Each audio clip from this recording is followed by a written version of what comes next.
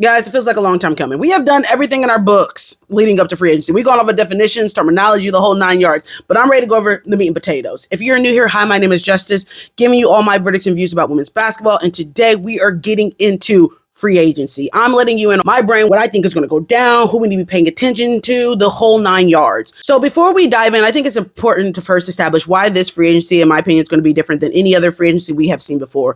And it starts with the collective bargaining agreement. The CBA is up.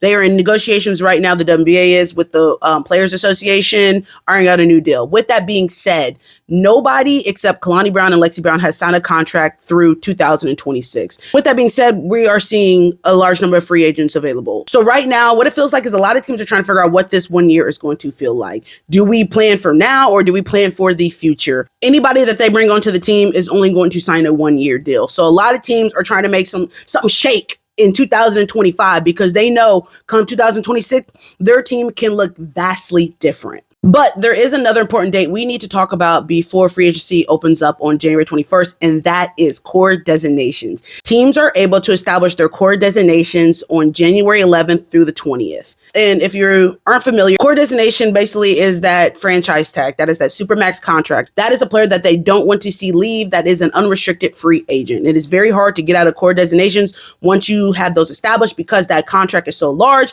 And as we know in the WNBA, that the salary cap is so tight that most teams cannot afford, that contract. Therefore, that if a team does give you that core designation, usually you're locked in for that year. And the only way that you're able to get out of that core designation is if your team is able to organize some sort of a trade. So let's just talk about a couple players that I think that in this conversation, when it comes to coring, we need to keep in the forefront of our mind. And the first being Satou Sabally. Satou is one of the top players coming in the free agency right now. But Satou currently plays for Dallas, and definitely I believe that Dallas is going to end up coring Satou. Dallas has that number one pick coming in. Satou, again, like I said, is a hot commodity. And for Dallas to be successful next year, I think a lot of it is going to be dependent on bringing Satou back. Here's the thing. Dallas also just waived Stephanie Soares from their roster. They also just lost Natasha Howard, who made it very clear that she did not want to return to Dallas. So yeah, I do not see that Dallas is going to let Satou, who is a top free agent, just walk for free.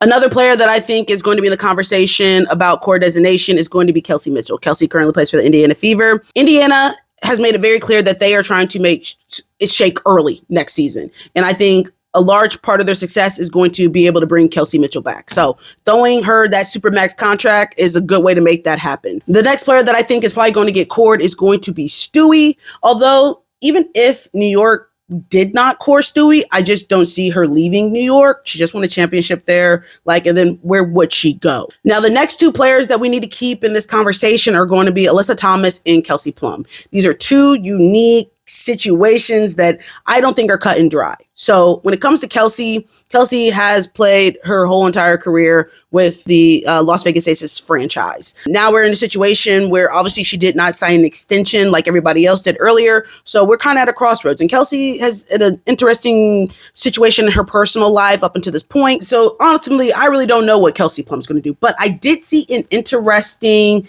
interview that Becky Hammond did. When a player wants out and a player is giving you a list of teams, it's just time to say goodbye. It doesn't have to be ugly. I just think own your feelings. You want out, it's perfectly okay.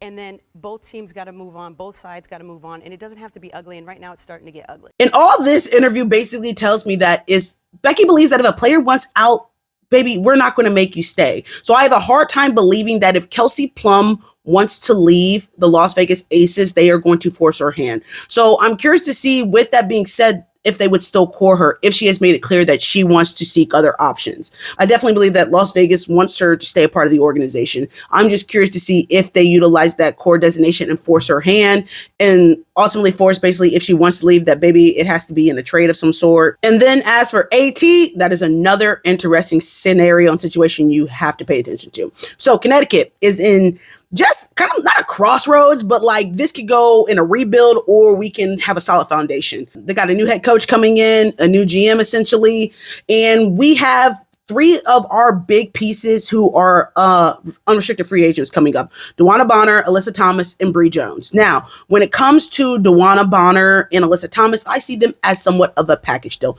DeWanna Bonner cannot be cored because she has been cored twice before, previously with Phoenix. And so now we're in a situation where what does Connecticut do?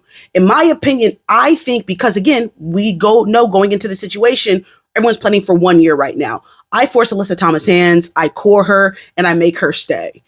With that being said, and knowing that even though they say they're not a package deal, baby, they're a package deal. So if we force Alyssa Thomas to stay, essentially we also are going to get DeWanna back as well.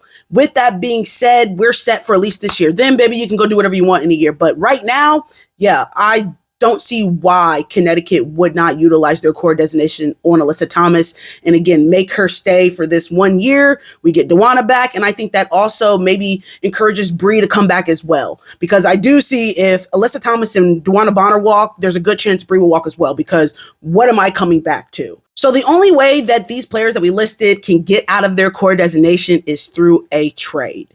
And now that we're on the topic of trades, there is a big trade that we need to be paying attention that is going to go down in free agency, and that is going out of the Seattle Storm camp. We already know Jewell Loyd wants out of Seattle camp. She has requested a trade, and obviously Seattle is going to oblige because they know, baby, we're going to get a good piece for Jewell Loyd. You don't want to be here? That's fine. During free agency, I believe that Jewell Loyd trade is going to be one of the biggest trades that we are going to see. I think it could potentially impact a multitude of teams, honestly, and they can load up this deal because Jewell Loyd is a big fish. Now, there has been rumblings of some different teams that Jewell is interested in, from Chicago to Phoenix, and both of those scenarios are vastly different about how that trade deal is going to have to go down. Chicago has that number 3 pick, so obviously if Seattle ends up trading with Chicago, they're probably going to have to give up that number 3 pick. And then what are you going to give away with it as well? And then also Phoenix is a completely different situation as they only have 4 players on contract next year. Only player whose contract is similar to Jewel's is going to be Ka. I don't see Phoenix giving up Ka. Baby, there's a lot of things that are up in the air right now when it comes to what Seattle is going to do with Jewell. All I can tell you is just prepare yourself for some sort of a big trade deal that is going to go down. In addition to the Jewell Loyd trade, I also anticipate other teams making some pretty impactful trades in their camps. Las Vegas is going to be one. Becky has already made it clear what happened last season can't happen again. We're going to have to make some moves in this offseason, and that's going to happen with our supporting cast. So I definitely see trades happening over there in Las Vegas. I also anticipate that trades are going to happen over there in Indiana. Indiana, new GM, new business president of business operations, new head coach, the whole 9. And they have made it clear that their plan is to win right now. And that involves, again, bringing in the right pieces. So I also anticipate trades happening over there in Indiana. And there are a plethora of other free agents that will be available that I definitely think you need to keep your eyes on and kind of see what they're going to do. Courtney Vandersloot. I don't think Courtney wants to play backup point guard. So I definitely can see her leaving New York. Izzy Harrison. I do not see Izzy going back to Chicago. We also got Tina Charles. Tina showed us last year she got some juice left in her. So I would not count Tina Charles out. I think she can impact a roster in multiple ways. I already mentioned Bree Jones. I'm curious to see what she does. I know she's coming back from an Achilles injury. She had 1 year healthy last year, but definitely is a good addition to any roster. We also got Gabby Williams. Let me be clear. Gabby Williams, I think, is going to have a breakthrough year next year. She has showed us rumblings of that last year, only playing half a season. Again, putting what she's been able to do over in the international circuit, I definitely feel like she's going to be able to have that translate in the WNBA. That is a max contract. Also, we got other players we got to keep in mind. There are players such as Emma Messiman. I don't know which one it is. Misamin, Messipin, whatever the case. Baby, however you pronounce her name, you got to keep your eyes on her. Now, she can go anywhere, and I would pay attention to Connecticut. As we know, Rashid just got hired over there. Belgium, ties to Belgium, ties to France, coached, Emma over there in the Olympic. Yeah, I can definitely see her going over there, bringing her talents to Connecticut, which would be a huge addition to their team. And then also, we got other players. Does Elena Deladon return? Do the Mystics core her again and force her to stay? Or do we just let her go free willy? Because, baby, I've heard rumblings about her wanting to go to Phoenix. I've heard her rumblings about wanting to go to the Aces. So what does that exactly look like? And then Maureen Johannes. who is, I'm pretty sure, a restricted free agent with New York again. So although obviously she can entertain conversations with different teams, New York obviously has her first rights to refusal, but ultimately I can see her leaving New York and taking her talents elsewhere. And I think there is a plethora of teams who'll be willing to cough up some pieces to get her on their roster. Then we throw the fact that, again, we got the Valkyries now in the conversation, who got money, who has resources, who are willing, who are looking to make some moves in free agency to add in those big pieces. And then we throw in the fact that this is all happening while Unrivaled is going down. So some of these top free agents that we're talking about, they're getting cahoodled and being wined and dined and talked to by the heavy hitters on all these other teams. So all this to say is I anticipate one of the most exciting free agencies we have seen in a while. There will be a lot of chess moves being made as people try to prepare for 2025 and ultimately win now, because they know come 2026, their team could look vastly different.